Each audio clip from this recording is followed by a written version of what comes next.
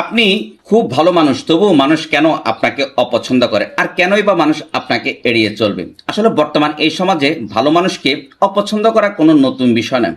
আসলে বিষয়টা হচ্ছে যে ভালো মানুষ কখনো সবাইকে খুশি করতে পারে না, কারণ তারা মিথ্যার স্রোতে ভেসে যায় না এবং অন্যের ক্ষতি করে নিজের লাভও খোঁজে না।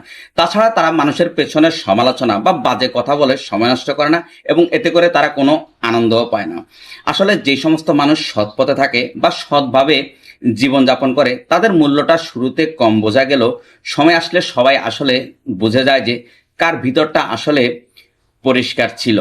তাই আপনি যদি দেখেন যে আপনি সৎ ও ভালো থাকার পরও মানুষ আপনাকে অপছন্দ করছে বা আপনাকে এড়িয়ে চলছে, এটা নিয়ে আসলে চিন্তা করার কোনো দরকার নাই। তাহলে আপনি বুঝে নেবেন যে আপনার ভালো মানুষই বা আপনার সৎ থাকাটা অন্যের কাছে কোনোভাবেই ভালো লাগছে না। তাছাড়া বর্তমানে খারাপের সংখ্যাটাই বেশি, কারণ যারা ইনিয়ে বিনিয়ে সুন্দর করে সাজিয়ে গুছিয়ে মিথ্যা কথা বলতে পারে, তাদের দলটাই সবচেয়ে ভারী হয়।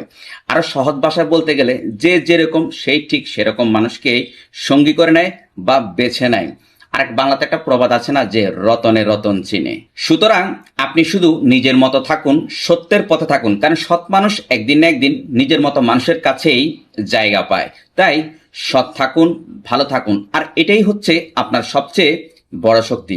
দেখুন, বর্তমানে মানুষ যতই বলুক না কেন যে ভালো মানুষের কদর নাই বা দাম নাই, আসলে বাস্তব কথা হচ্ছে যে আপনি যদি আপনার কাজে কর্মে বা আচার আচরণে প্রমাণ করতে পারেন যে আপনি সত্যিকার অর্থে একজন ভালো মানুষ, তাহলে অবশ্যই আপনার কদর আছে।